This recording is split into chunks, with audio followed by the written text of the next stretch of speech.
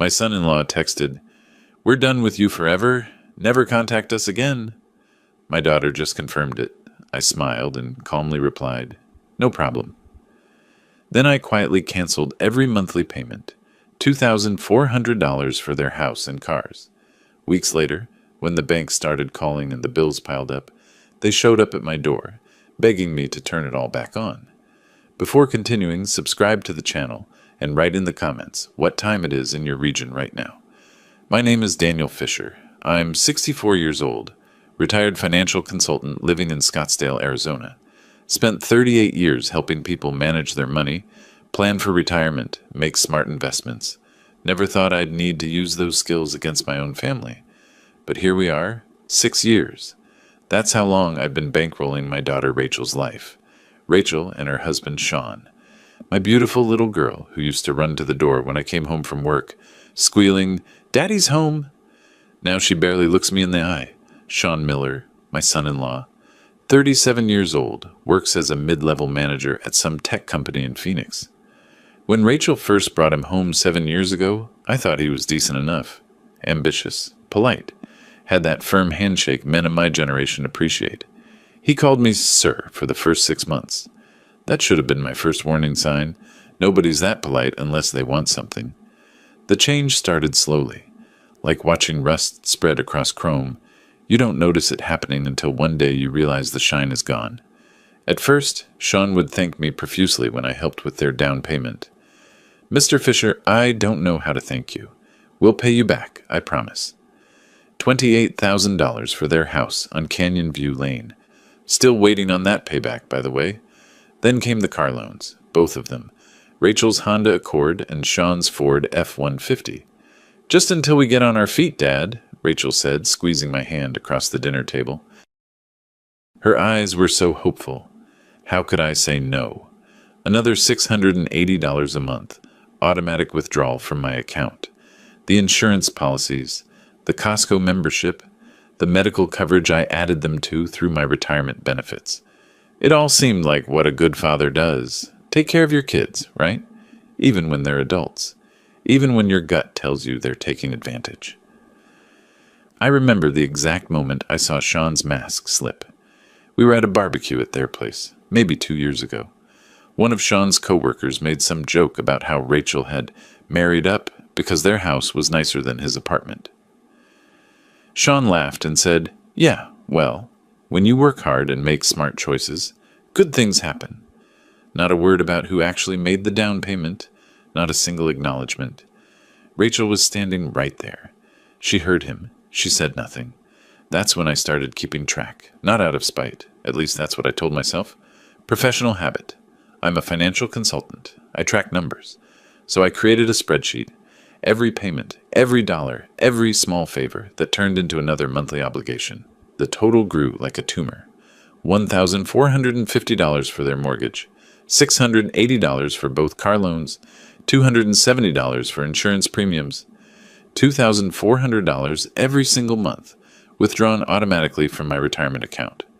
Over 6 years, I'd pumped $172,800 into their life, not including the down payment, not including the furniture I bought when they moved in, not including the emergency cash I'd given Rachel when Sean's car needed repairs, or when they wanted to renovate their kitchen, or when they decided they needed a new 75-inch television. Speaking of that television, that's what did it. That's what finally made me see the whole picture clearly, like someone had wiped the fog off a mirror. It was a Saturday evening, early March. Rachel had invited me over for dinner, a rare occurrence these days. I should have known something was off when Sean greeted me at the door with that stiff smile, the one that doesn't reach his eyes. "Hey, Daniel, come on in." Not Dad, not Mr. Fisher anymore. Just Daniel, like I was some acquaintance he tolerated. The house smelled amazing. Rachel had made pot roast, my favorite. The table was set nicely. For a moment, I let myself believe this was real, that my daughter wanted to spend time with me, that we could be a family again. Then I walked into their living room and saw it. The television was massive, mounted on the wall like a black monolith. Had to be at least 75 inches, maybe 80, the kind of screen you see in sports bars. Sean was standing in front of it, remote in hand, grinning like a kid on Christmas morning. Check this out, Daniel. Just got it installed yesterday. 8K resolution, quantum dot display, 120 Hz refresh rate. Top of the line. Cost $3,200, but totally worth it. The picture quality is insane. Rachel was watching me from the kitchen doorway, wooden spoon in her hand. Something in her expression made my chest tight. Guilt? Embarrassment? Or was she just waiting to see if I'd ruin their dinner by saying something? I kept my voice casual. Friendly, even. Wow, that's quite an investment. Must have saved up for a while for something like that. Sean's grin faltered just a fraction. Well, you know, work bonus came through. Figured we deserved to treat ourselves. I nodded slowly, doing the math in my head. The same math I'd been doing for 6 years. That's great. Really great. Hey, random question. Did you guys ever get around to paying down those credit cards? Last time we talked, Rachel mentioned you had about $11,000 in high-interest debt. The temperature in the room dropped about 20 degrees. Rachel's face went pale. She opened her mouth, closed it, looked at Sean like a drowning person looks at a life preserver. Sean's jaw clenched. He set down the remote very carefully, very deliberately. When he turned to face me, that polite mask was completely gone. What was underneath was something cold and hard. You know what, Daniel? This is exactly the problem. This right here. Every time we try to enjoy something, every time we make a decision about our own lives, you have to stick your nose in it. You have to make it about money, about debt, about what you think we should be doing. I held up my hands. Sean, I didn't mean... Yes, you did. You absolutely meant it. You can't help yourself. You think because you help us out sometimes, that gives you the right to control every aspect of our lives, to judge our choices, to make us feel like children who can't manage their own finances. That's not fair, I said quietly. I've never tried to control you. Really? Sean's voice was rising now. Really? Because from where I'm standing, it feels like every conversation, every family dinner, every phone call from you comes with strings attached. Little comments, little digs. Did you think about this? Have you considered that? Maybe you should be more responsible with money. Rachel had started crying silently, tears running down her cheeks while she just stood there, frozen. I looked at my daughter. Rachel, is this how you feel too? She wouldn't meet my eyes, just stared at the floor and whispered, Dad, you do kind of... sometimes it feels like you don't trust us to make our own decisions. Something cracked inside my chest. Not broke, not yet. Just cracked. A hairline fracture that I knew would spread. I stood up. My pot roast sat untouched on the plate. I should go. I'm sorry I upset you both. That genuinely wasn't my intention. Sean didn't apologize, didn't walk it back. Just stood there with his arms crossed, watching me gather my jacket. Rachel followed me to the door, still crying, but she didn't ask me to stay. Dad, I'm sorry. We just need... I know, I said. You need space. I get it. I drove home in silence. Didn't turn on the radio.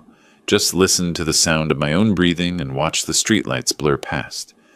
When I got back to my house on Desert Bloom Drive, I went straight to my garage. To my 1967 Ford Mustang, the restoration project I'd been working on for 3 years. I sat in the driver's seat, hands on the steering wheel, and let myself really think about what had just happened.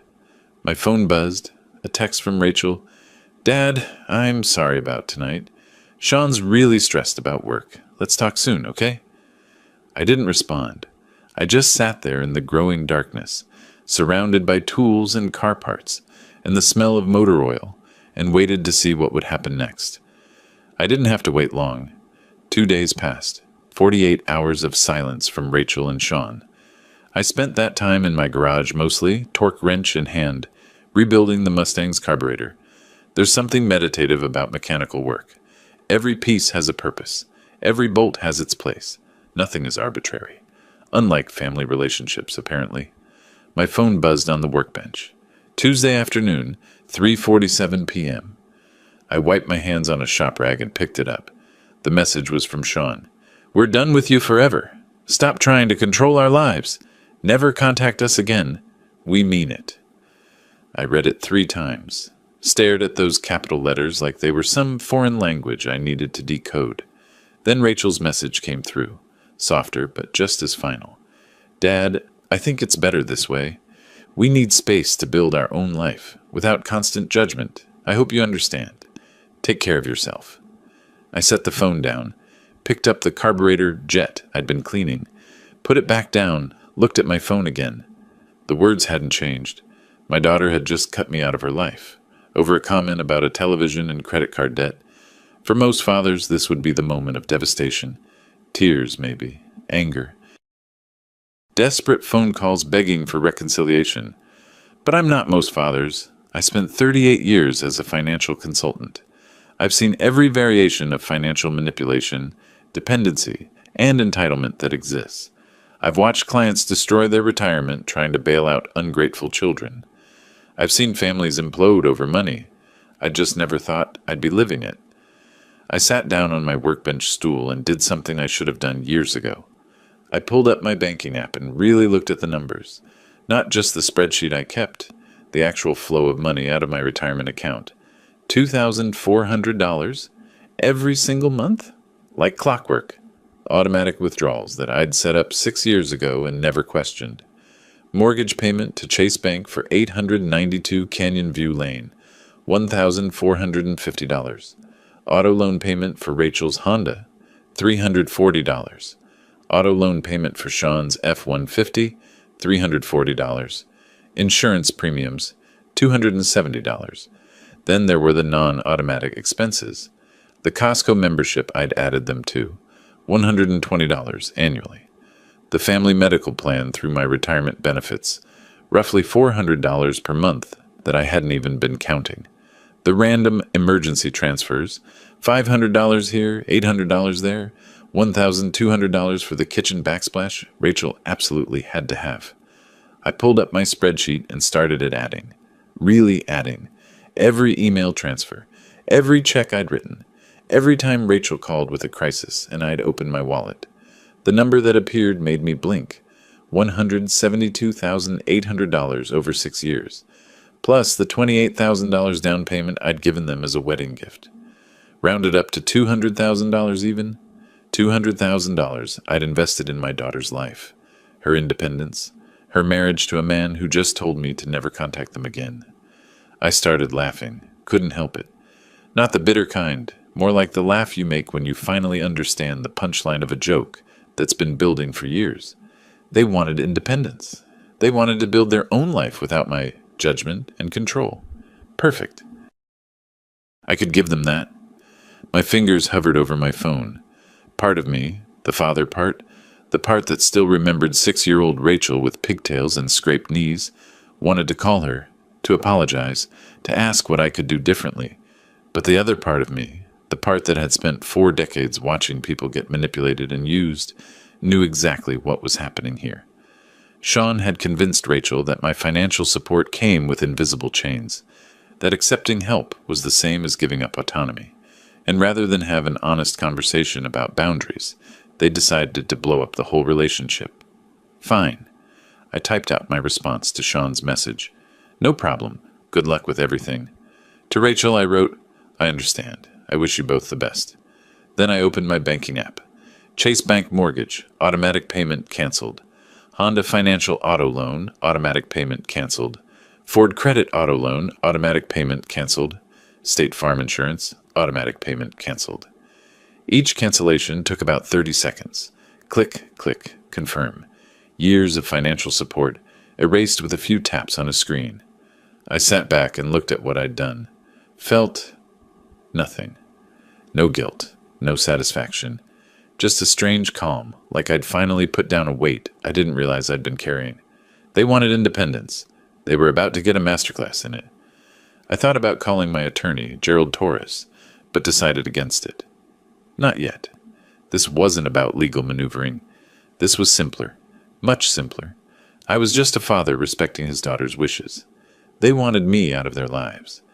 I was getting out of their finances too. Fair is fair.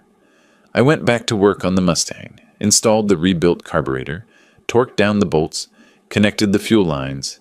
The engine turned over on the 3rd try, rumbling to life with that beautiful vintage growl. I let it run for a few minutes, listening to the steady rhythm, feeling the vibration through the concrete floor. My phone stayed silent. No frantic calls. No, wait, we didn't mean it that way. Nothing. Good. I pulled up my calendar. Today was March 18th. Their next mortgage payment was due April 1st. Car loans due the same day. Insurance renewal on April 5th. 2 weeks until they'd start noticing something was wrong. Maybe a little longer if they weren't paying attention to their automatic payment confirmations. Sean was the type to assume everything was running smoothly until a problem literally hit him in the face. I had time. Time to make absolutely sure all my legal bases were covered. Time to document everything. Time to prepare for whatever came next. Because something would come next. I knew it with the same certainty I knew the Mustang's engine would fire up every time I turned the key. Sean and Rachel lived beyond their means. Their combined take-home pay was maybe $6,800 a month, and with my support withdrawn, they'd be in the red by at least $2,000 every single month. They'd figure it out eventually, and when they did, well, that would be interesting. I closed the garage door, walked back into my house, and poured myself 2 fingers of bourbon. Sat in my leather chair by the window, looking out at the desert sunset painting the sky orange and purple. My phone buzzed one more time. Rachel again. I know this is hard, Dad, but it's the right thing. We need to stand on our own feet. I smiled and took a sip of bourbon. You're about to get exactly what you asked for, sweetheart, I murmured to the empty room. Let's see how well you stand. The next morning I called Gerald Torres. Not because we were friends, we weren't. But his law firm had handled some estate planning for a few of my former clients, and they'd all spoken highly of him. I needed someone who specialized in family law and financial matters. Someone who could tell me exactly where the legal boundaries were. His office was downtown Phoenix, a sleek glass building on Monroe Street. The receptionist led me to a conference room with a view of the city sprawling out toward the mountains. Torres walked in 5 minutes later, a man in his early 50s, salt and pepper hair, expensive suit that actually fit properly. He shook my hand with the grip of someone who worked out regularly. Mr. Fisher, your message said this was about family financial support? I laid it out for him, all of it. The 6 years of payments, the $172,800 total, the text messages cutting me off, my cancellation of all automatic transfers. I showed him my spreadsheet, my bank statements, every piece of documentation I had. Torres listened without interrupting. When I finished, he sat back in his chair and steepled his fingers. Let me make sure I understand. You've been making voluntary payments on behalf of your adult daughter and son-in-law. No written agreement. No promissory notes. No contracts of any kind. Correct. And they're both employed adults with no disabilities or conditions that would legally obligate you to support them. Rachel's 34, Sean's 37, both working full-time, perfectly healthy. Torres nodded slowly. Then legally, Mr. Fisher, you have zero obligation to continue these payments. They were gifts, voluntary contributions. You can stop them anytime for any reason or no reason at all. Something in my chest loosened. You're certain? Completely. Arizona is a community property state, which affects how married couples share assets, but it doesn't create any legal duty for parents to support adult children. The fact that they explicitly told you they wanted no further contact actually strengthens your position. They severed the relationship. You're simply respecting their wishes. I smiled. Couldn't help it. So if they come back later, demanding I resume payments, they have no legal standing whatsoever. None. Torres pulled out a notepad, though if you want my professional advice, I'd suggest documenting everything. Keep those text messages. Screenshot them, print them, save them in multiple places. Keep records of every payment you've made and when they stopped. If this turns contentious, and in my experience money disputes often do, you want an airtight paper trail. Already done, I said. I'm a financial consultant. Documentation's second nature. Good. Torres leaned forward. Mr. Fisher, may I ask what you're planning here? This feels less like a consultation and more like you're preparing for a specific outcome. I met his eyes. I'm preparing to let my daughter and son-in-law learn a valuable lesson about independence. That's all. No harassment, no threats, no illegal activity. Just removing my financial safety net and seeing what happens. Torres allowed himself a small smile. Well, from a legal standpoint, that's entirely within your rights. Just remember, if they do come back, if they ask for help, any agreement you make going forward should be in writing. Clear terms, clear expectations. Noted. I left his office feeling lighter than I had in days. Everything I'd done was legal. More than legal. It was completely justified. They'd cut me off. I was simply honoring their decision. That afternoon, I tackled the rest of the loose ends. I called my insurance company and removed Rachel and Sean from my family medical plan. The representative was sympathetic when I explained my daughter was getting her own coverage through her employer. Now, no questions asked. Savings, $400 per month. Then I logged into Costco's website and removed them from my membership. That felt petty almost. But it was also $120 annually they could pay for themselves if they wanted bulk toilet paper and discount gasoline. I went through my bank statements line by line, looking for any other automatic payments or subscriptions I might have forgotten. Found one, a $15 monthly charge for a streaming service Sean had asked me to add to my account just temporarily, 3 years ago. Canceled. By evening, I'd severed every financial connection except one, the mortgage payment, car loans, and insurance that I'd already canceled. Those were the big ones. Those were the ones that would matter. I stood in my kitchen looking at my phone, half expecting a call. Surely someone at the bank would have notified them by now that the automatic payments had stopped. Surely they'd seen the confirmation emails. Nothing. Either they hadn't checked their email, or they'd seen it and assumed it was some kind of error they'd deal with later. Sean struck me as the type who'd ignore a problem until it became a crisis, especially if acknowledging it meant admitting how dependent they'd been on me. I went out to the garage. The Mustang was coming along beautifully. I'd replaced most of the engine components, rebuilt the transmission, restored the interior. What remained was mostly cosmetic work, body panels, paint, chrome, but mechanically she was sound, strong, independent, unlike some people. The first week passed quietly, too quietly. I kept expecting my phone to ring, kept waiting for some angry text from Sean, some tearful voice message from Rachel, but there was nothing. Radio, silence. It was unnerving, actually, like watching a demolition countdown and waiting for the explosion. I filled the time with research. I wanted to understand exactly what would happen to them when the payments stopped hitting. So I looked up foreclosure timelines in Arizona, researched auto repossession laws, read through credit reporting regulations. The picture that emerged was worse than I'd imagined, or better, depending on your perspective. First missed mortgage payment, a late fee of around $75, plus a phone call from the lender. No big deal. People miss payments occasionally. Second missed payment, more late fees, more serious phone calls, a formal notice of delinquency. Third missed payment. That's when things got real.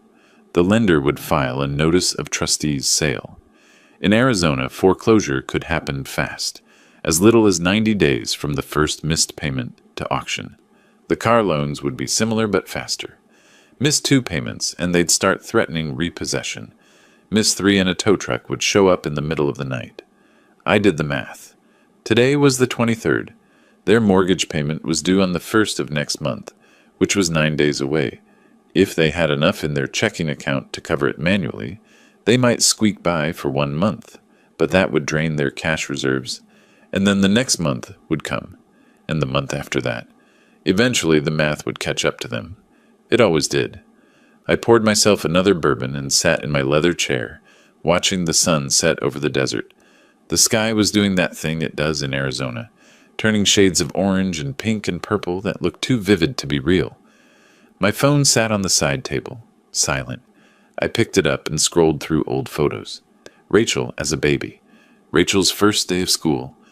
Rachel at her high school graduation, beaming at the camera with her whole life ahead of her. Rachel at her wedding 7 years ago. She'd looked so happy, so in love. I'd walked her down the aisle, put her hand in Sean's, welcomed him to our family. And now here I was, systematically dismantling the financial foundation I'd built for them. Was I doing the right thing? Or was I just a bitter old man punishing his daughter for choosing her husband over her father? I stared at that wedding photo for a long time. Then I remembered Sean's face at that barbecue. The way he'd taken credit for their success without acknowledging my contribution. The way he'd looked at me during that dinner, not with anger, but with contempt, like I was some obstacle to overcome rather than someone who'd given them everything. I remembered Rachel's text. We need to stand on our own feet. Fine, let them stand. I deleted the photo album from my favorites and set down my phone. Tomorrow, I'd go back to the garage, back to my Mustang, back to building something that would last. The mortgage payment came due on the 1st. I knew because I'd marked it on my calendar in red ink, circled it, like marking the date of an approaching storm. I spent that morning working on the Mustang's body panels, sanding down rust spots, filling in dents, methodical work that kept my hands busy and my mind focused. But every hour or so, I'd check my phone. Still nothing. Either they'd scraped together enough cash to make the payment manually, or they were about to discover a very unpleasant surprise. 3 days later, I got my answer. I was having coffee at a diner near my house, one of those old-school places with vinyl booths and waitresses who call everyone hone, when I saw her. Rachel. She was at the grocery store across the parking lot, pushing a cart toward her Honda. Even from a distance, I could see the tension in her shoulders, the way she moved with jerky, stressed motions. I watched her load groceries into her trunk. Generic brands, I noticed. Store-brand cereal, no-name pasta, the kind of shopping you do when you're counting every dollar. She didn't see me, just got in her car and drove away, and I sat there with my cooling coffee thinking about what I'd just witnessed. Rachel had never been a bargain shopper. She was a Whole Foods girl. Organic everything, premium brands. The fact that she was at a budget grocery store buying generic products told me everything I needed to know. They were feeling the squeeze. The thought should have made me feel something. Guilt, maybe. Satisfaction, but mostly I just felt curious, like a scientist watching an experiment unfold. I paid for my coffee and drove home. Spent the afternoon online researching the next phase. Because if they were going to come crawling back, and they would, eventually, I needed to be ready. I started with property law, specifically quitclaim deeds. It's a legal instrument that transfers ownership of property from one party to another. No warranties, no guarantees. Just a simple transfer of whatever interest the grantor has. In other words, if I wanted to, I could make helping them conditional on them signing over the deed to their house. It would be legal. It would be binding. And it would teach them a lesson they'd never forget about the real cost of independence. But I wasn't there yet. That was thinking too far ahead. I called another lawyer, not Torres this time, but a real estate attorney named Morrison, whose name I'd found online. Made an appointment for the following week to discuss options. Just exploring possibilities. Just being prepared. The weekend came and went. Still no contact from Rachel or Sean. I drove past their house on Sunday afternoon. Told myself I was just taking a different route to the hardware store. Their cars were both in the driveway. The lawn needed mowing. The garbage cans from trash day were still on the curb, even though pickup had been 2 days ago. Small things. Signs of stress creeping in. On Monday morning, I received an email from Chase Bank. Not to me personally, it was one of those promotional emails they send to customers. But I'd set up the mortgage payments through my account, which meant I was still on their mailing list for that property. The email's subject line, "Reminder, your payment is past due." So they'd missed it. They hadn't scraped together the money. The mortgage payment for 892 Canyon View Lane was officially late. I deleted the email and went back to my coffee. That afternoon, my neighbor Trevor stopped by. Trevor King, former police officer, retired about the same time I did. We weren't close friends, but we'd shared beers on the back patio a few times, talked about sports and retirement and the general state of the world. "Hey, Daniel, got a minute?" "Sure. What's up?" Trevor scratched the back of his neck, looking uncomfortable. "Look, this might be none of my business, but I ran into your daughter yesterday. At the bank. She looked rough, man, like she'd been crying. And when she saw me, she practically ran the other way." I kept my expression neutral. We're going through a difficult patch. Yeah, I figured. She mentioned something to the teller about missed payments. I wasn't trying to eavesdrop, but it was a small branch, and Trevor trailed off. You doing okay? I'm fine, Trevor. Thanks for asking. He studied me for a moment, cop instincts still sharp, even in retirement. All right, just wanted to check. You know where to find me if you need anything. After he left, I stood in my driveway for a long time, thinking. Rachel had been at the bank, trying to sort out the missed payment, which meant she'd discovered that automatic payment was canceled, which meant she knew I'd done this deliberately, and she still hadn't called. Pride. That's what it was. She and Sean had burned the bridge, told me never to contact them, and now they couldn't bring themselves to admit they needed my help. They were probably scrambling, trying to figure out how to make up the difference without asking the father they'd cut off. Good. Let them scramble. I went back inside and made dinner. Grilled chicken, roasted vegetables, a glass of red wine. Ate it slowly, savoring each bite. My phone sat on the table, screen dark. That night, I pulled out a legal pad and started making notes. Not a plan exactly, more like a framework, a set of principles for when they inevitably came back. First, any help I provided would be documented. Contracts, clear terms, no more handshake agreements or verbal promises. Second, there would be consequences for their behavior. Not punitive, I'm not vindictive, but educational. They needed to understand that actions have results. Third, the power dynamic would shift. I was done being the desperate father begging for scraps of attention. If they wanted my help, they'd ask for it properly, with humility, with honesty. I looked at my notes and felt something shift inside me. For 6 years I'd been reactive, responding to their requests, opening my wallet whenever they called, playing the role of the generous but slightly pathetic father who couldn't say no. That version of me was gone.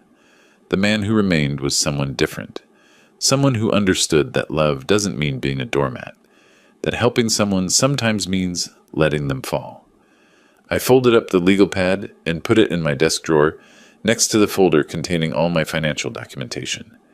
Everything organized, everything ready. They'd broken the relationship. They'd demanded independence. And when they came back, because they would come back, I'd give them a choice. Learn the lesson and rebuild on honest terms, or face the consequences alone. Either way, I'd be fine. The Mustang didn't need them. My retirement didn't need them. My life didn't need them. But they needed me. They just didn't know how much yet. I smiled at that thought, poured another glass of wine, and waited for the inevitable to unfold. Another month crawled by. May turned into June, and Arizona heat settled over Scottsdale like a blanket. I kept working on the Mustang. The bodywork was nearly complete. I'd stripped the old paint, fixed every dent, welded patches where rust had eaten through the quarter panels. Now she was in primer, waiting for the final paint job. I'd chosen the color weeks ago. Guardsman blue, same as the original 1967 model. Classic, honest. Unlike certain people in my life. My phone rang one afternoon while I was wet sanding the hood. Unknown number. I almost didn't answer, but something made me pick up. Mr. Fisher? This is Linda Wright from Chase Bank. I'm calling about the property at 892 Canyon View Lane. I set down my sanding block. Yes? Our records show you as the primary contact for automatic payments on this mortgage. Those payments stopped approximately 2 months ago. The account is now 3 payments in arrears, totaling $8,750, plus late fees and penalties. We've attempted to contact the homeowners multiple times, but I'm not the homeowner, I said calmly. That would be Rachel Miller and Sean Miller. They're my daughter and son-in-law. I was helping them with payments as a gift, but that arrangement has ended. A pause. I could hear typing. I see. The thing is, Mr. Fisher, the automatic payment was set up through your account, so you're still listed as... I canceled those payments. If Rachel and Sean want to continue paying their mortgage, they'll need to set up their own payment method. I'm no longer involved. More typing. Then carefully. Mr. Fisher, I should inform you that we've filed a notice of trustee's sale. The property is scheduled for foreclosure auction on July 15th, unless the full arrears amount is paid. If you have any influence with the homeowners, I don't. Good luck with your collection efforts. I hung up and looked at my phone. July 15th. That was 5 weeks away. The clock was ticking louder now. That evening, my phone buzzed. A text from Rachel. Dad, please, I need to talk to you. It's important. I stared at the message for a full minute, then typed back, I respect your decision about independence. Good luck. Immediately, 3 dots appeared. She was typing. The dots disappeared. Appeared again. Disappeared. Finally, Dad, I know you're angry, but we're in real trouble. The bank is threatening to take our house. We can't afford the payments without... We didn't realize... I watched the screen, waited. Please call me, please. I turned off my phone and went to the garage. Spent the next 2 hours applying primer to the Mustang's doors. Smooth, even coats. Taking my time, getting it perfect. The next day I drove past their house again. This time I saw something different. One of their cars was gone. The Honda. Rachel's car. In the driveway sat only Sean's F-150, and even that looked different somehow. Dirty. Neglected. I didn't stop, just noted the detail and kept driving. Trevor caught me the following weekend while I was mowing my lawn. Hey, Daniel, you hear about your daughter's car? I shut off the mower. No. What about it? Got repossessed. Thursday night. Tow truck came around 11 p.m. Whole neighborhood heard the commotion. Sean came running out in his pajamas, yelling at the driver. Rachel was crying on the porch. Trevor's face was troubled. Man, I know you two are having issues, but that's rough. They made their choices, I said. I'm respecting those choices. Trevor looked at me for a long moment. Sure, just if you need to talk, you know where I am. After he left, I stood in my driveway, garden hose in hand, watering the desert plants that didn't really need watering. 1 car down. The financial vice was tightening. I went inside and pulled out my legal pad, added a new note to my framework. Quitclaim deed, non-negotiable. House ownership transfers to me. They can live as tenants. It was harsh. I knew it was harsh. But they demanded independence, and independence meant consequences. My phone buzzed again that night, Sean this time. Daniel, we need to talk, man to man. This has gone too far. I almost laughed. Man to man. Now he wanted to have a conversation, after telling me we were done forever. I typed back, you told me never to contact you. I'm honoring that request. His response came fast. That was a mistake. I was angry. We both were. But we can work this out. We just need some help getting caught up on payments. Temporary help. Temporary. Always temporary with Sean. I wish you both the best, I replied, but I'm not in a position to help. That was a lie, of course. I had plenty of money. My retirement was solid. My investments were sound. My pension covered all my expenses with room to spare. I absolutely could help them. I just wasn't going to. Not yet. Not until they learned what they needed to learn. Sean's next message was longer. Fine. Be that way. But you should know. Rachel cries every night. She barely eats. She thinks this is all her fault. Your own daughter is falling apart, and you don't even care. What kind of father does that? I read that message 3 times. Each time I felt a different emotion. Guilt. Anger. Then something colder. Clearer. I typed carefully. What kind of daughter tells her father she's done with him forever?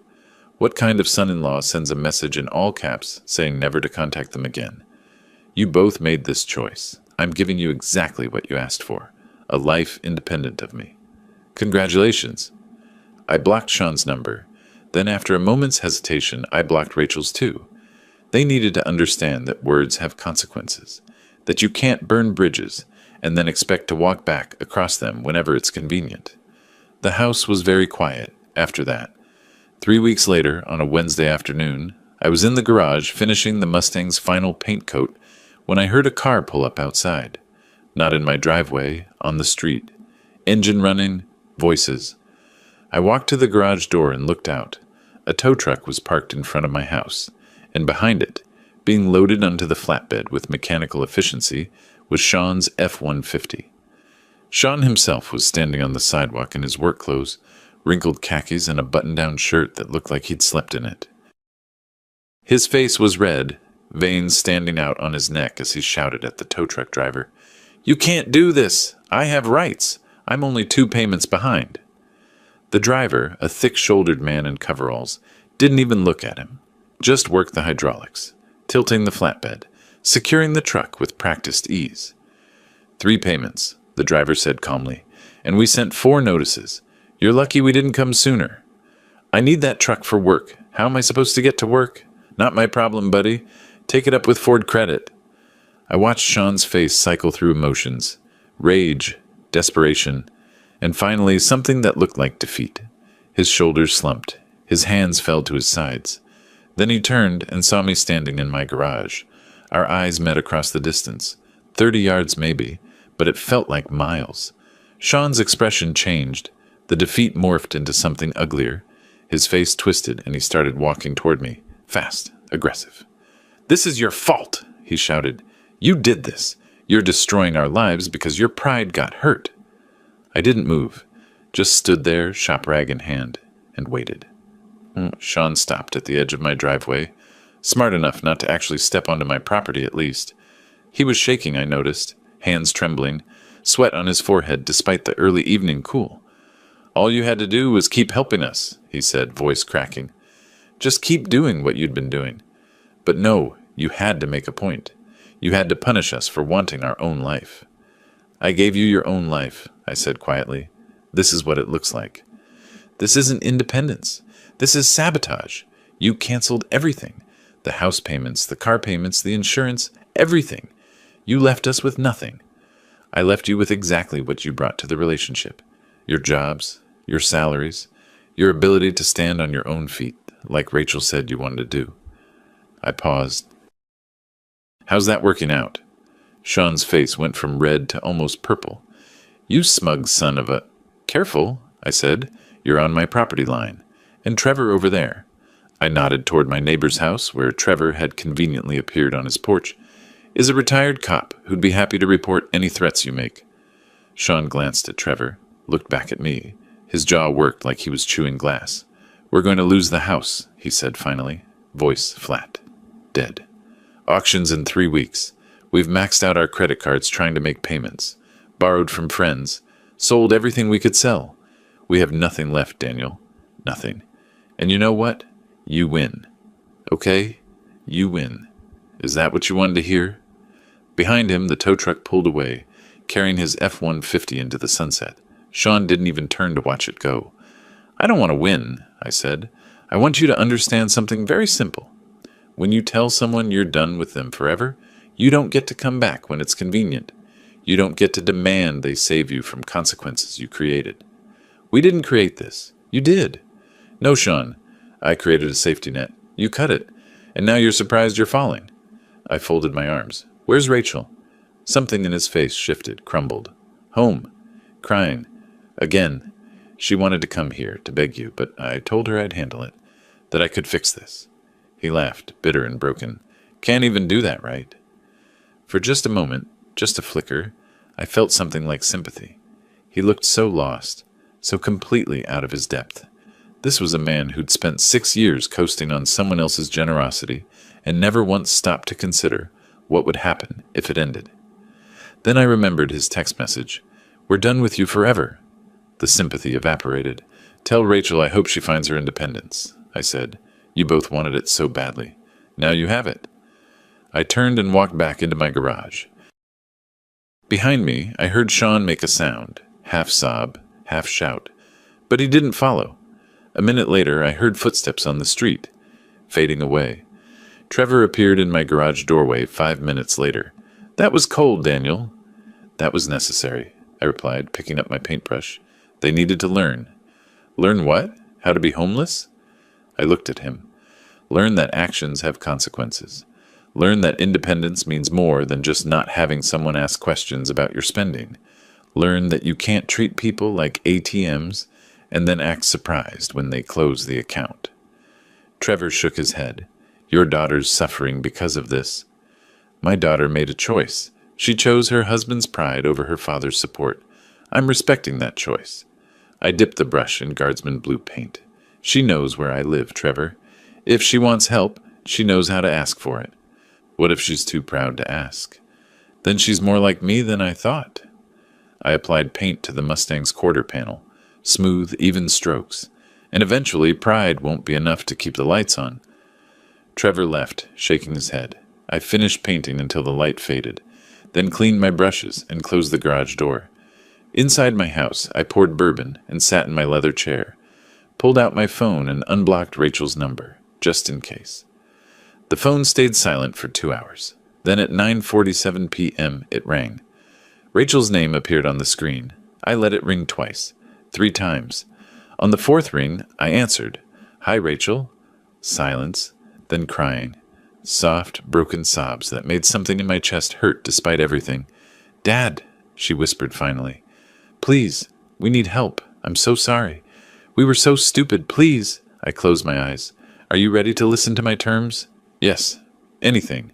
Just please don't let us lose our house." "I'll think about it," I said. "I'll call you tomorrow." I hung up before she could respond. Set the phone on the table and took a long drink of bourbon. Tomorrow I'd lay out my conditions. The quitclaim deed, the financial oversight, the written apology from Sean. Tomorrow, the real lesson would begin. Tonight, I'd let them think about how close they were to losing everything.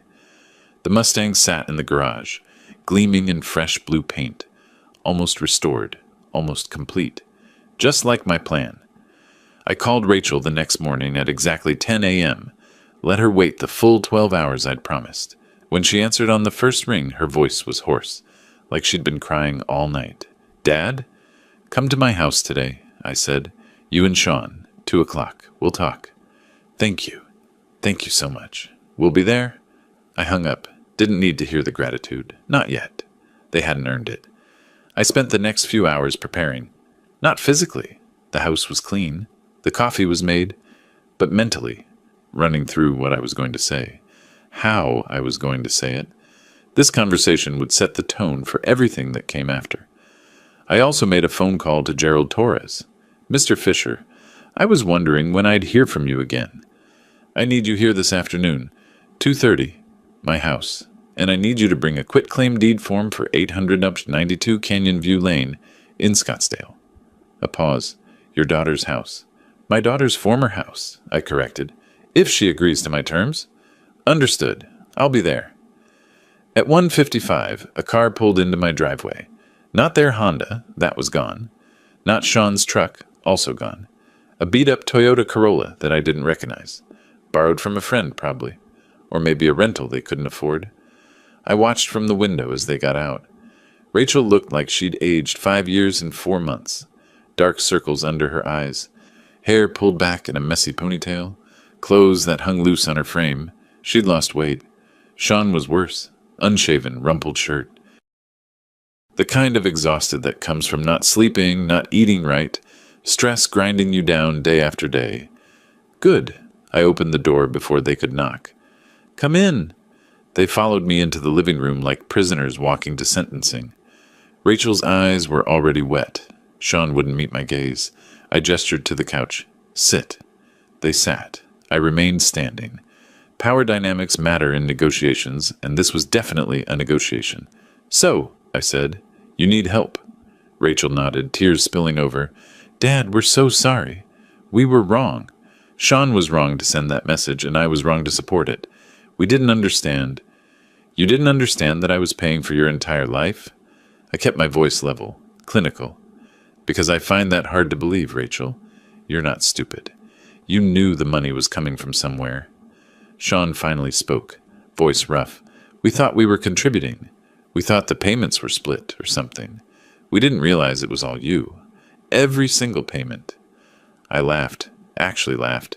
"You thought you were paying half a mortgage on a house you could barely afford on your own salaries. You thought you were paying for 2 car loans while maxing out credit cards? Come on, Sean. You knew. You just didn't want to acknowledge it because that would mean admitting you were completely dependent on me." His jaw clenched, but he didn't argue. Couldn't argue. "The auction is in 2 weeks," Rachel whispered. "The bank said if we don't pay the full amount, $87.50 plus penalties, they'll sell our house. We've tried everything. Borrowed from everyone we know. Maxed every card. We have nowhere left to turn. Except me. Except you." She looked up, and the desperation in her eyes was almost painful to see. "Please, Dad, I know we don't deserve it. I know we were terrible to you. But please, we'll do anything. We'll pay you back. We'll... Stop. I held up a hand. Let's be very clear about something. You won't pay me back. You can't. Even if you dedicated every spare dollar to it, at your current income, it would take you decades to repay what you owe me. And that's assuming I didn't charge interest. Sean's face went pale. How much do we owe you? I pulled out a folder from the side table. Opened it. Inside was my spreadsheet, printed and highlighted. 6 years of payments, broken down by category. Total financial support provided, $200,800.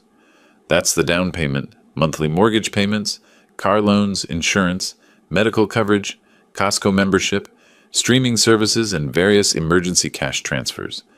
Not including the furniture I bought you, or the wedding gift, or countless dinners I paid for. I set the spreadsheet on the coffee table between us. They stared at it like it was a death sentence. Now, I continued, your current debt situation, mortgage arrears, $8,750, credit card debt, $18,600, personal loans from friends, approximately $3,000 based on what Sean mentioned to Trevor. Plus, you've lost both cars, so you'll need transportation. Total immediate financial crisis, roughly $31,200. Rachel was crying openly now. Sean looked like he might be sick. I can help you, I said, but understand this. Helping you will cost me money I don't have to spend, money I could use for my retirement, my hobbies, my life. So if I'm going to do this, it's going to be on my terms, non-negotiable terms. Do you understand? They both nodded, too broken to do anything else. Good. I checked my watch. My attorney will be here in 20 minutes to make this official. Until then, I'll explain what's going to happen. I sat down in my leather chair, facing them across the coffee table. This was the moment I'd been building toward for months, the moment when the power balance shifted permanently. Here are my conditions, I said, 3 of them. You will agree to all 3 or you get nothing from me. Clear? Clear, Sean said. Rachel just nodded. First condition, I will pay off all your debts. The mortgage arrears, the credit cards, the personal loans, $31,200 total.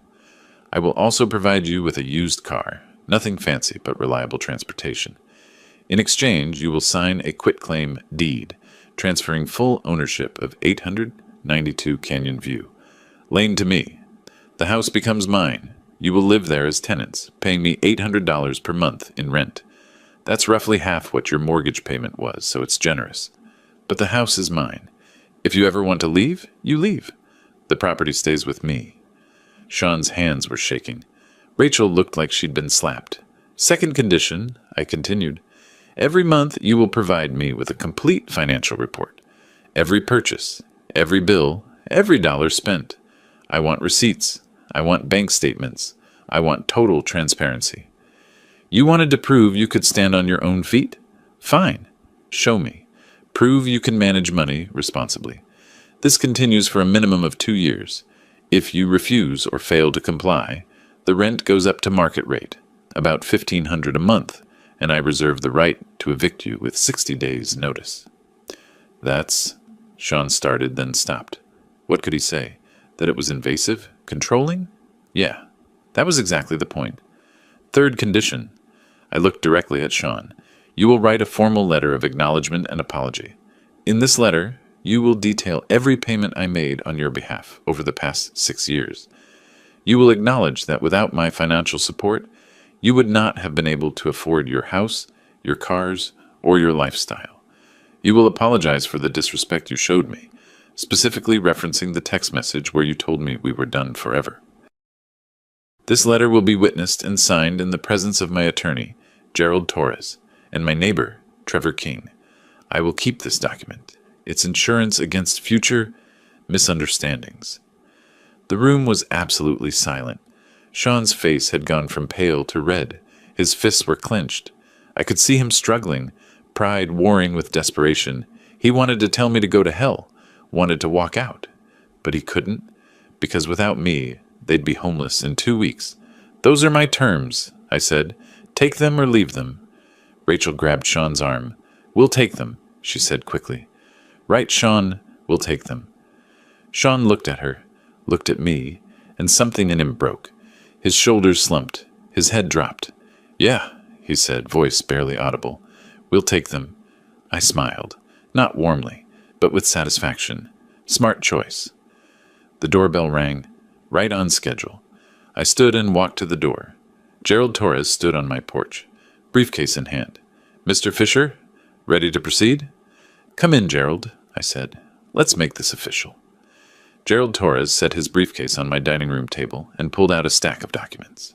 He was all business, but I caught the slight raise of his eyebrow when he saw Rachel and Sean huddled on my couch like defendants awaiting verdict. "Mr. Miller, Mrs. Miller," he said formally. "I'm Gerald Torres, Mr. Fisher's attorney. I understand you're here to negotiate terms of financial assistance." Sean just nodded. Rachel said, "Yes, sir." Torres pulled out the quitclaim deed first, the most important document, the one that would transfer legal ownership of their house to me.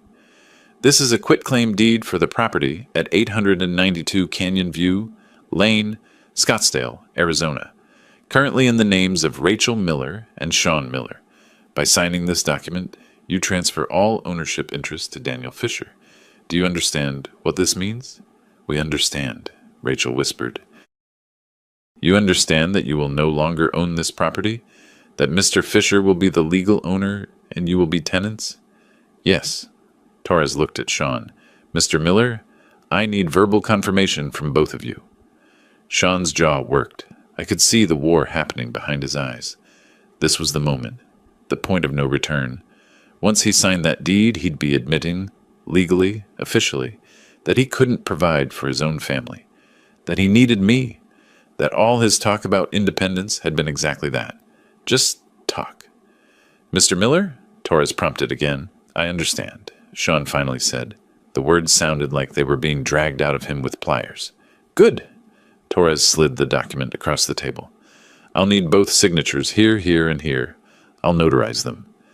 Rachel signed first. Her hand trembled so badly she could barely hold the pen, but she signed. Then she pushed the document to Sean. He stared at it for a long moment. I watched his face cycle through emotions. Anger, shame, resignation. Finally, he picked up the pen and signed. 3 signatures, quick, like ripping off a bandage. Torres notarized each signature with professional efficiency, then slid the completed deed back into his briefcase. "That's done," he said. "Mr. Fisher, the property is now legally yours. I'll file this with the county recorder's office on Monday." I felt a surge of something I hadn't expected. Not triumph, exactly. More like closure. The house they'd been so proud of, the house I'd paid for, was now officially mine. They'd tried to cut me out of their lives, and in doing so, they'd lost the thing they valued most. The irony wasn't lost on me. "Next item," Torres said, pulling out another document. "Rental agreement, standard terms. $800 monthly rent, due on the 1st of each month. 60-day notice required for termination by either party. Mr. and Mrs. Miller, you'll both need to sign as tenants." They signed that too. Faster this time. They knew resistance was pointless. Then Torres produced a blank piece of paper and a pen, setting them in front of Sean. "And now, Mr. Miller, I understand you need to write a letter of acknowledgement and apology. Mr. Fisher has outlined the requirements. You can write it here, in front of witnesses." Sean looked at the blank page like it was a snake. "Right now?" "Yes," I said. "Right now. Torres is here. Trevor will be here in," I checked my watch, "5 minutes. You write the letter, they witness it, and we're done." "What exactly do you want me to say?" His voice was tight, controlled, barely holding back rage. I pulled out my phone and read from my notes. "I want you to acknowledge every major payment I made. The down payment, the monthly mortgage payments, the car loans, the insurance. I want you to acknowledge that without my support, you couldn't have afforded your lifestyle. And I want you to apologize specifically for telling me we were done forever and never to contact you again. Include the date you sent that message. You want me to humiliate myself. I want you to tell the truth." I met his eyes. Is it humiliating? Maybe. But it's also accurate, every word of it.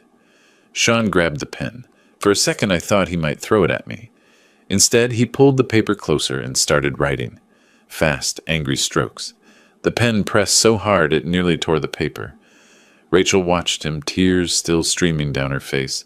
She reached over and touched his arm, but he shook her off. Too angry? Too broken? The doorbell rang again. I answered it to find Trevor standing there, looking confused. "Daniel, you said you needed me." "Come in, Trevor. I need you to witness something." I led him to the dining room. He took in the scene, Torres with his briefcase, Rachel crying, Sean writing furiously, and his expression shifted from confusion to understanding. "What's going on here?" "Justice," I said simply.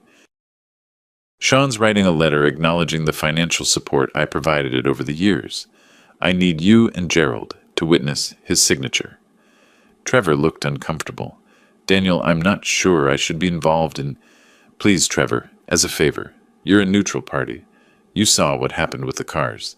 You know what's been going on. I just need you to witness that Sean wrote this of his own free will and that I didn't coerce him." Trevor sighed. "All right, but only because I think you're both acting like fools, and maybe this will finally end it." Sean finished writing and shoved the paper across the table. "There. Happy?" I picked it up and read it. The handwriting was angry, sharp angles, heavy pressure, but the words were all there.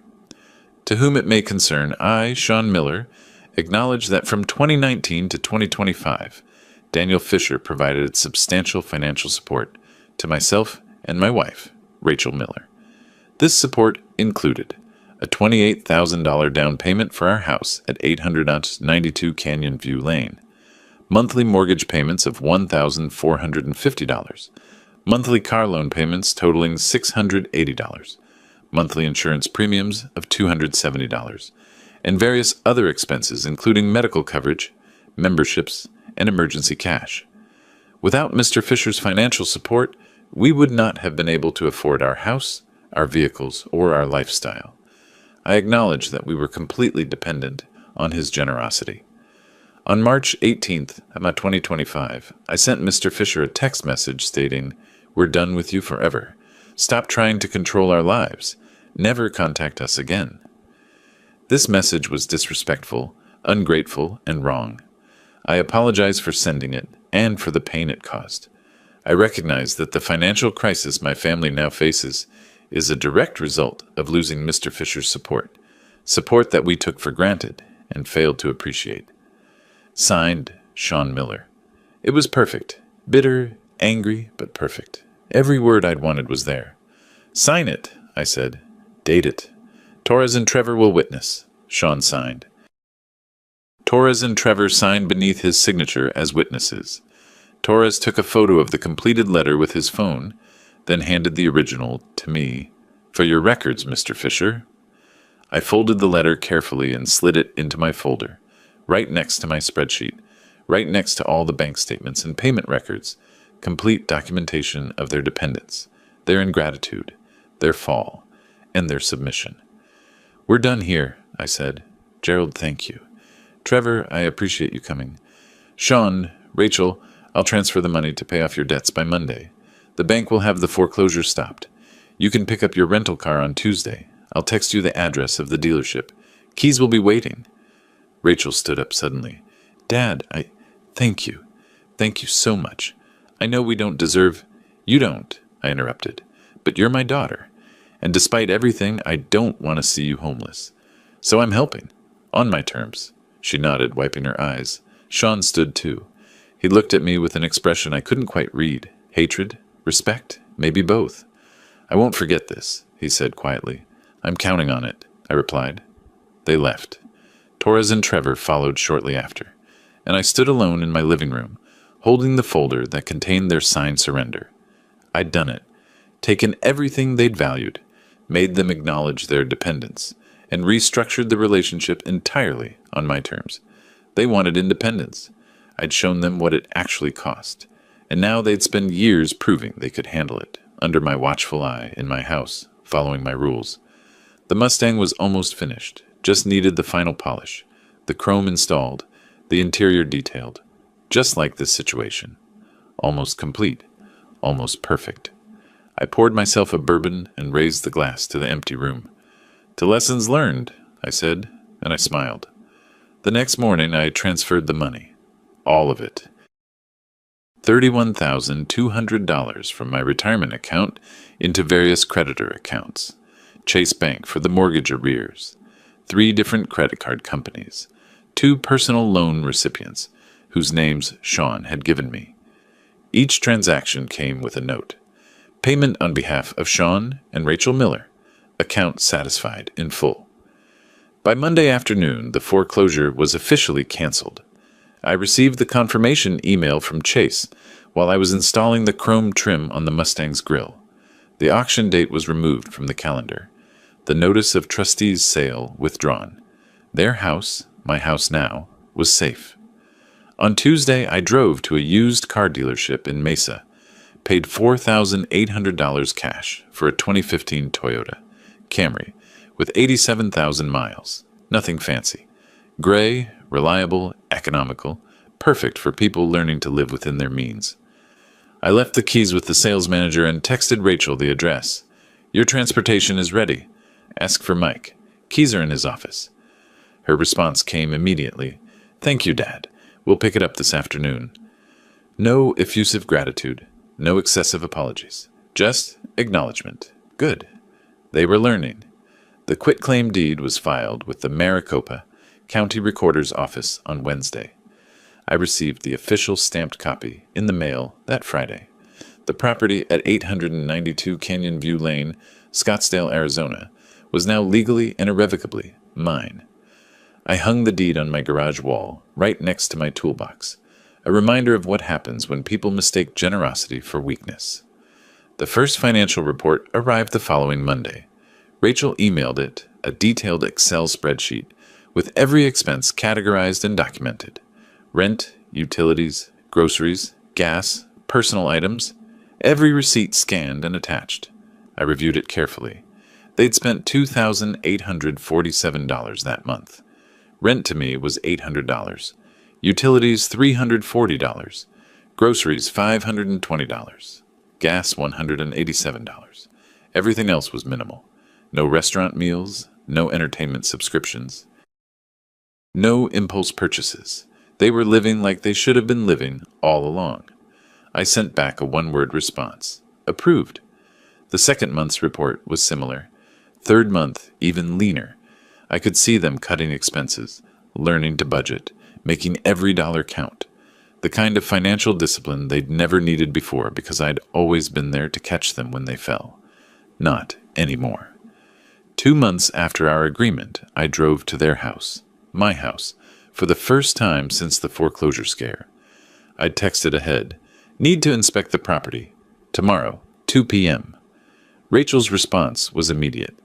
"Of course, we'll make sure everything's clean."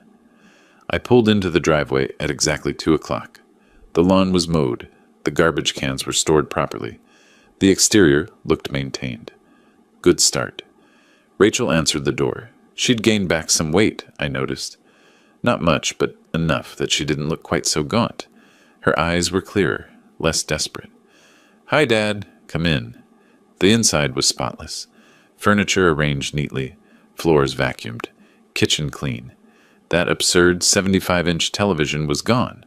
Sold, probably to help with expenses. Replaced with a modest 40-inch model that looked second-hand. Sean appeared from the hallway. Still looked tired, but not broken anymore. More like someone who'd been running a marathon and was finally finding his pace. "Daniel." He nodded. Not warm, but respectful. "Place looks good, right?" I walked through slowly, checking everything. Water heater, HVAC filters, windows, plumbing, all maintained properly. They were taking care of my investment. "It's acceptable?" I said. "Keep it this way." "We will." Sean's jaw was tight, but he held my gaze. We're trying to do better, with everything." I looked at him, really looked at him. The arrogance was gone. The entitlement was gone.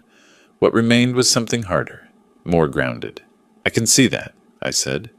Rachel appeared with a folder. "This month's report. I know it's not due until Monday, but I have it ready." I took it, but didn't open it. "How's work, Sean?" He blinked, surprised by the personal question. "Better. I got a small raise, 3%. It's not much, but It's something you earned yourself, I finished. That's what matters. Something in his expression shifted.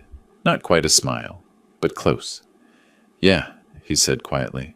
Yeah, it is. I left 15 minutes later with the inspection complete and the monthly report in hand. Driving home, I felt something I hadn't expected. Not satisfaction exactly, more like closure. The anger that had burned for months was gone. What remained was just the facts. They'd betrayed my trust. I'd removed my support. They'd crashed. And now they were rebuilding on their own terms, with the safety net I'd chosen to provide. Not the relationship we'd had before, but maybe something more honest. The Mustang was nearly complete. I'd finished all the mechanical work, all the bodywork, all the paint. What remained was just the final detailing. Polish the chrome, clean the interior, install the new carpets. I spent the next 2 weeks working on those final touches. Every evening after dinner, I'd go to the garage and work until the light faded, polishing, cleaning, perfecting. And then one evening in early September, I stepped back and looked at what I'd created. The 1967 Ford Mustang stood gleaming under the garage lights. Guardsman blue paint, mirror bright, chrome that caught every reflection, interior restored to factory specification, engine purring like a satisfied cat. 3 years of work, patience, attention to detail, taking something broken and making it whole again. I ran my hand along the hood and felt something settle in my chest. Complete. I pulled out my phone and sent a text to Rachel. Come by this weekend, Saturday noon. Bring Jean. We'll have lunch. Her response came fast. We'd love that. Thank you, Dad. Saturday arrived clear and hot. Typical Arizona summer. I set up my patio table with hamburgers ready for the grill, potato salad in the fridge, cold drinks in the cooler. Nothing fancy, just family.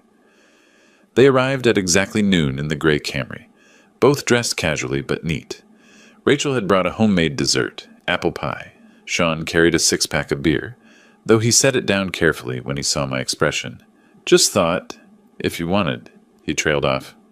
We're good, I said, gesturing to the cooler. I've got drinks covered. We didn't talk about the house, didn't talk about the money, didn't talk about the past 4 months of financial reports and rent payments and lessons learned. Instead, we talked about small things. Rachel's job, Sean's raise, the Camry's gas mileage, the weather, normal things, family things.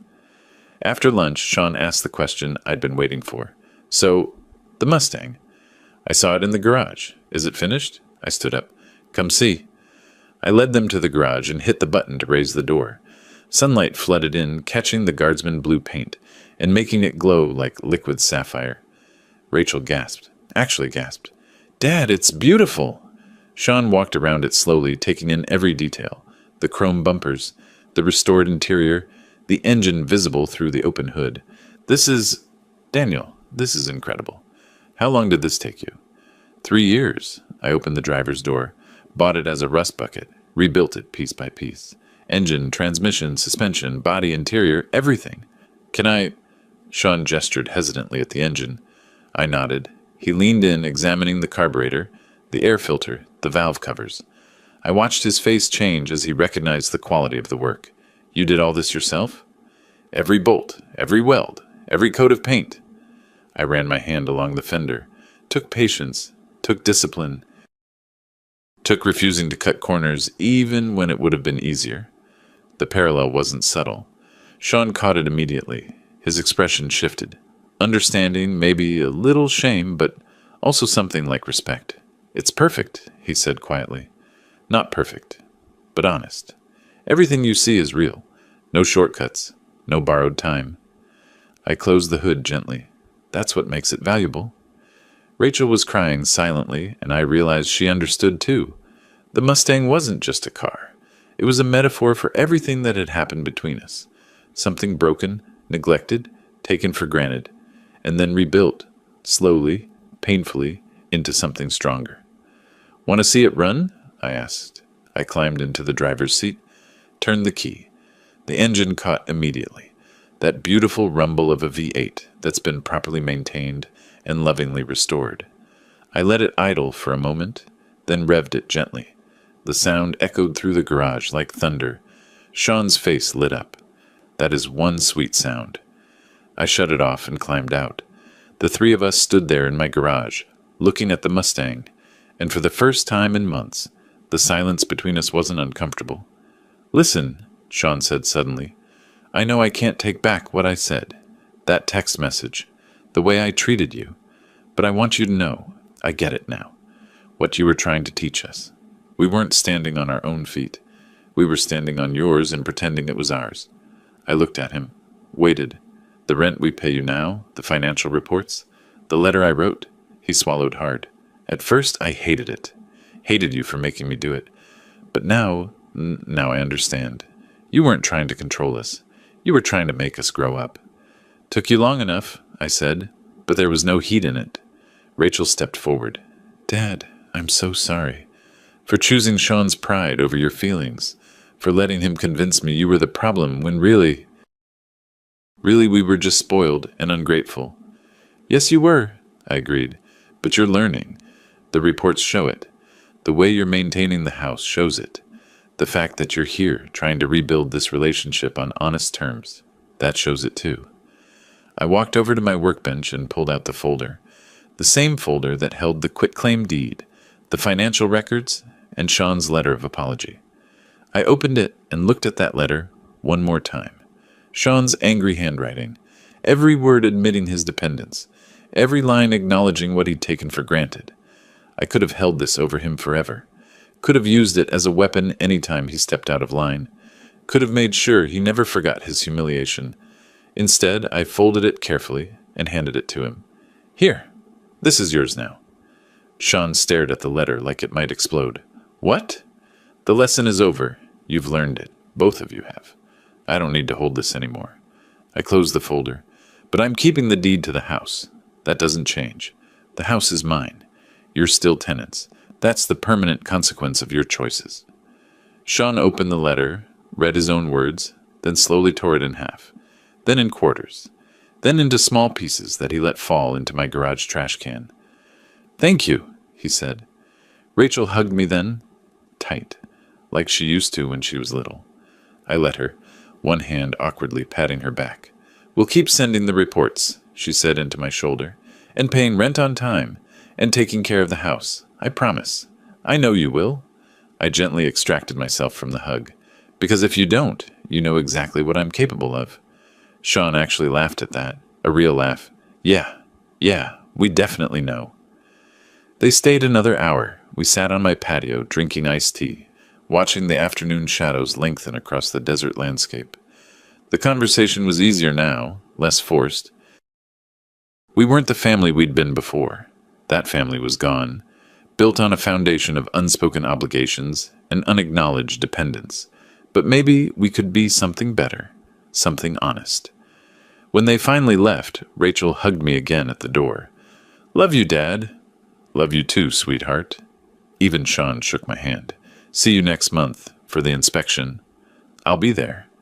I watched them drive away in the gray Camry. No fancy cars anymore. No lifestyle they couldn't afford. Just two people living within their means, learning to appreciate what they had instead of always wanting more. The lesson had been harsh, but it had been necessary. I went back to my garage and looked at the Mustang one more time. Then my eyes drifted to the wall where I'd hung the quitclaim deed. Legal proof that their house, the house I'd paid for, the house they'd taken for granted, was now mine.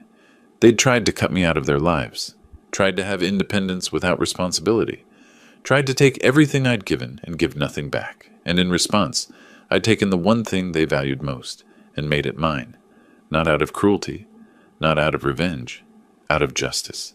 They lived in my house now, followed my rules, proved themselves month by month with those financial reports, and slowly, so slowly, they were becoming the kind of people who deserved help, who understood that generosity isn't weakness, that support comes with gratitude. That family means mutual respect, not just one-way obligation. I poured myself a bourbon and sat in my leather chair, looking out at the desert sunset. The sky was doing that Arizona thing again, painting itself in impossible colors. My phone buzzed, a text from Rachel. "Thanks for today, Dad. It meant more than you know." I smiled and typed back, "Same time next month." The Mustang sat in my garage, fully restored. The deed hung on my wall, permanent proof of lessons learned. And somewhere across town, my daughter and son-in-law were living in my house, building a life on honest terms, finally understanding what independence really costs. I'd won, not by destroying them, but by teaching them. And that, I thought, taking a sip of bourbon, was the sweetest victory of all. The Mustang gleamed under the garage lights, complete, perfect, honest, just like justice should be. If you like this story, please like this video, subscribe to the channel, and share your impressions of this story in the comments. To listen to the next story, click on the box on the left.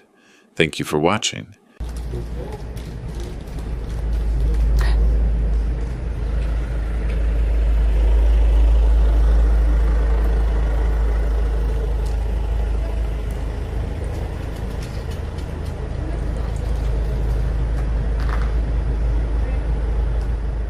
왜 근데 다 방송 안 켜고 세윤 오빠만 켜져 있어? 아, 나 자려고 했는데 잠이 안 오는 거야. 딱 이렇게 다 대충 씻고 누워가지고 이제 조금 스맥다운님 안녕하세요. 조금 1시간만 잘까? 30분만 잘까? 그러고 렌즈도 다 빼고 누웠는데 잠이 안 오는 거예요. 그래서 그냥 일어났어요. 이거 짱이야. 이거 입고 나오면 춥지도 않아.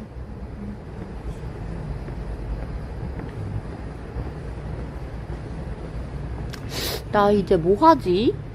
나는 내일 모레? 나갈 것 같은데? 무언님 어서오세요. 내일 모레?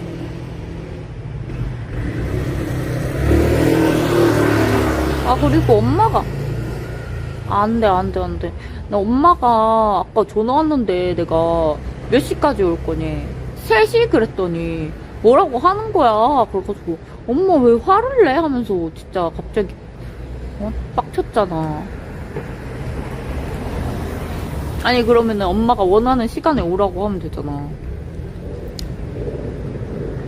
스트레이스.